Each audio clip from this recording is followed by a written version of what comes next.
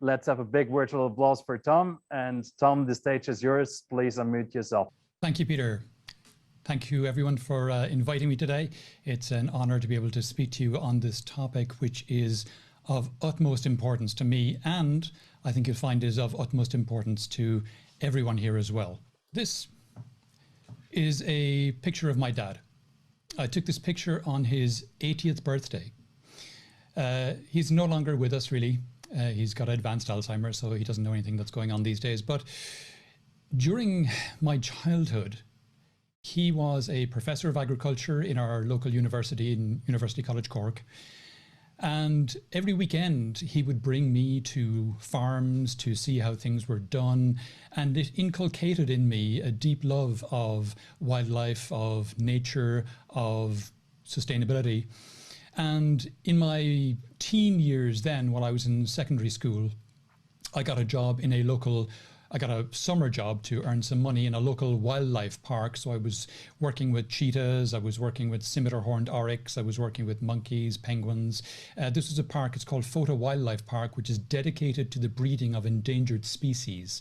And so again, that even further developed in me the love of nature. I went on to do a degree in biology in university, and while I was studying for a PhD in biological control, I then got sidetracked by a love of technology as well, and so I started working in the technology field. But the two loves that I have, technology and sustainability, have come together nicely, because in my current role, a lot of what I do is I talk about the intersection of sustainability and technology. In the last 12, 18 months, we have seen a massive change in the world, in our planet. And it is down to that C word that, you know, we've all spoken so much about. And I'm not talking about COVID, I'm talking about climate.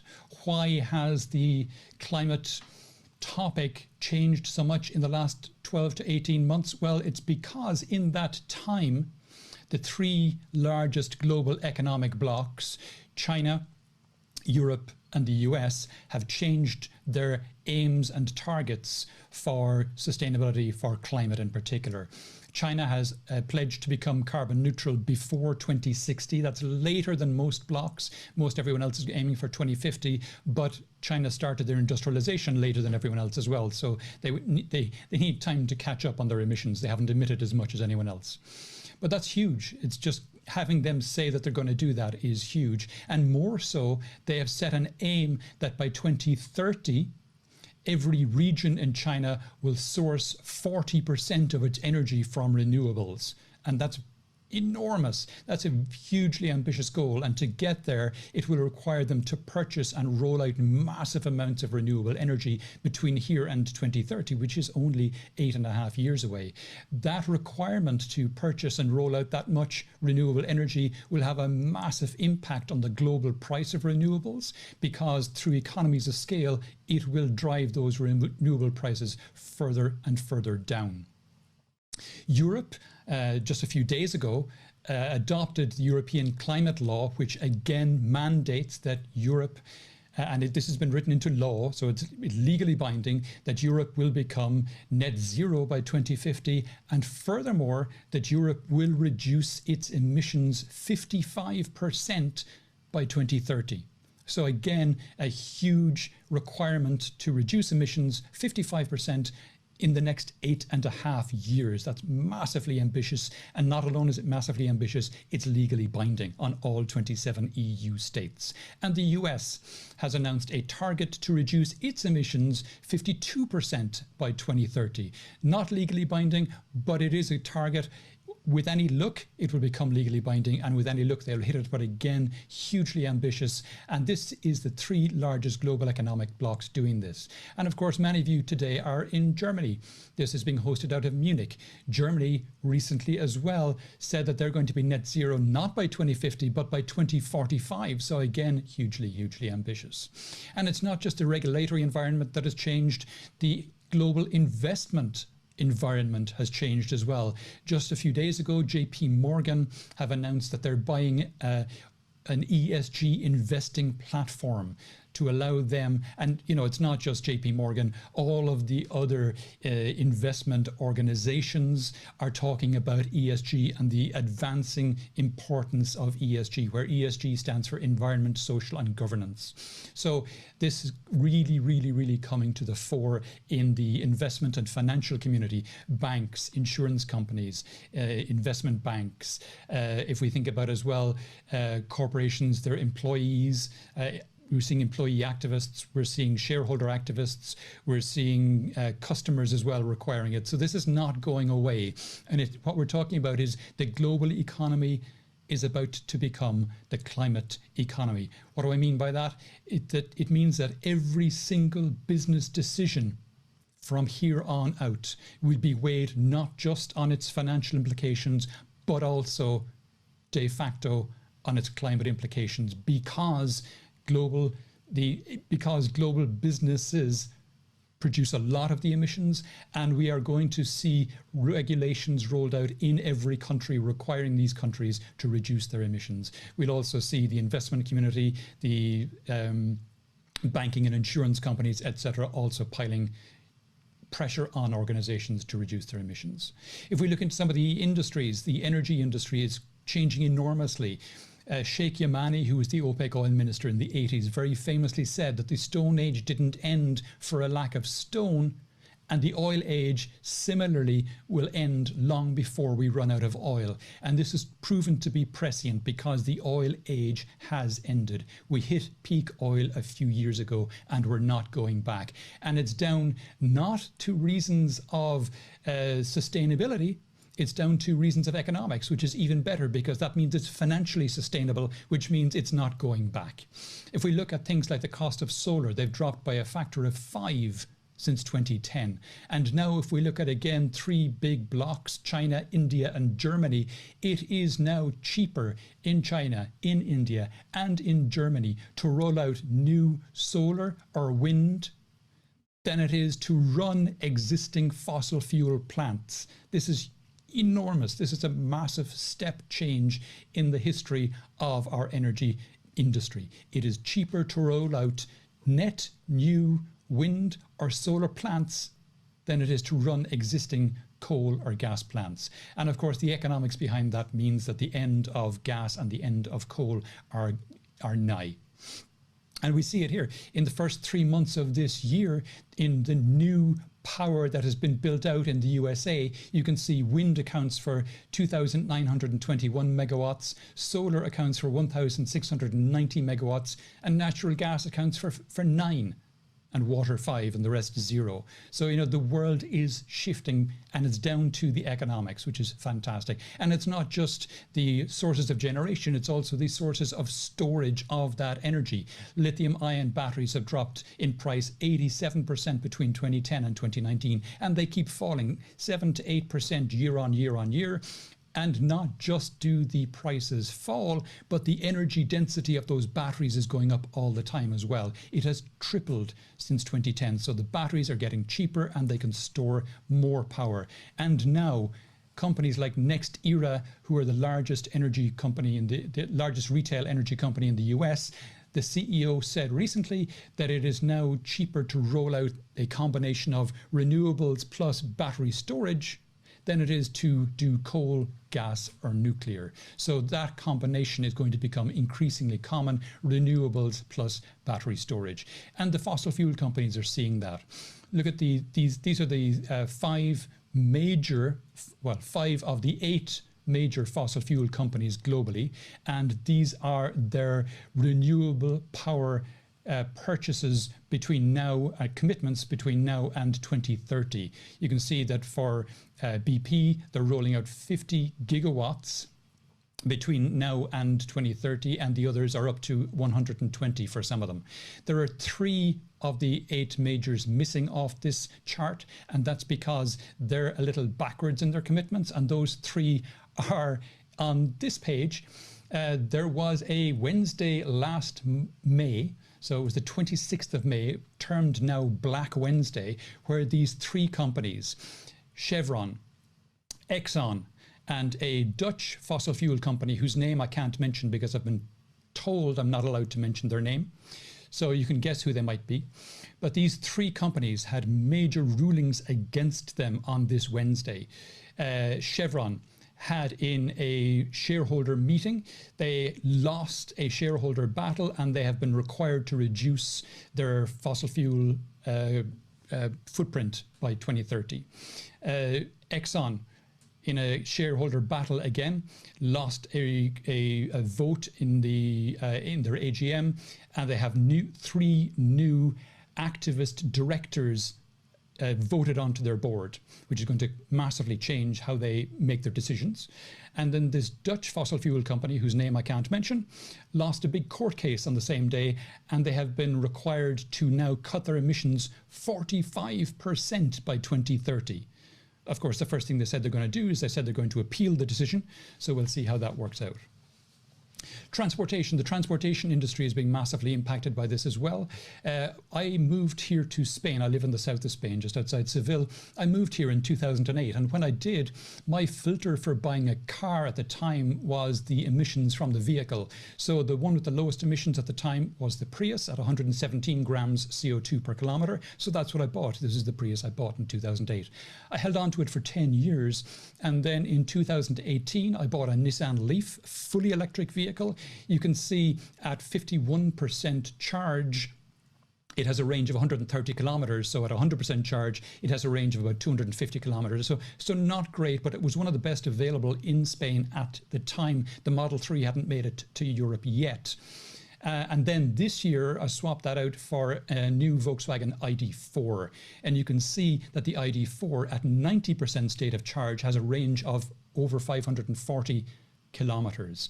So in the 3 years between 2018 and 2021, we've gone from the kind of state-of-the-art car in Spain having a range of 250 kilometers to now it having a range of well over 500 kilometers. And you can see in this chart here, the ID4 that I bought is at the bottom of the list of range of cars that are available today. Now, there's a lot more underneath that 8. I cut it off at the ID4. There's a load more available under that. But you've got things like the Model 3, the Mustang Mach-E, the Porsche Taycan, the Hyundai Kona, all higher than that. So they all have ranges well over 500 kilometers. So there's no excuse today for range anxiety in electric vehicles. And we shouldn't just be talking about personal transportation. I love this quote from Enrique Peñalosa, the former mayor of Bogota, where he says, a developed country is not a place where poor people have cars, it's where rich people use public transportation. And that brings us into public transportation. It's going electric as well. The technology for fully electric buses is mature at this point. And because the economics of it makes sense, it costs 75 cents per kilometer to drive a diesel bus. It costs 20 cents per kilometer to drive an electric bus. So it makes a huge amount of sense for bus fleets to go electric. And we're seeing that's happening big time. They have 600,000 fully electric buses operating in China today. And trucks are going electric as well. Many of the big truck companies are rolling out trucks today. Volkswagen are pouring 2.2 billion into their Scania initiative for electric buses. These are the 3 Volvo ones that they've rolled out recently, fully electric trucks. And it's last mile delivery ones are going electric as well. You probably have seen them already. Already something like 80% of the deliveries that come to my door here from Amazon are now from fully electric trucks. And ferries are going electric as well. Refuse collection vehicles are going electric. Construction vehicles are going electric, etc., etc. They're all starting to go electric.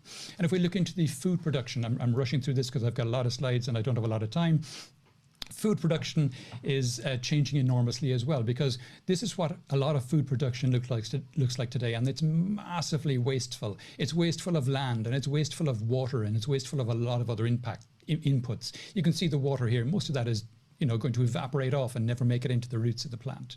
Whereas this is what plant production needs to go to: massive indoor vertical farms. And I had a podcast recently on my Climate 21 podcast with a guy called Mark Korzilius, who is the CSO of a company called And Ever. They have a massive indoor vertical farm in Kuwait where they're producing 500 kilos of fresh greens daily in the middle of the desert in Kuwait.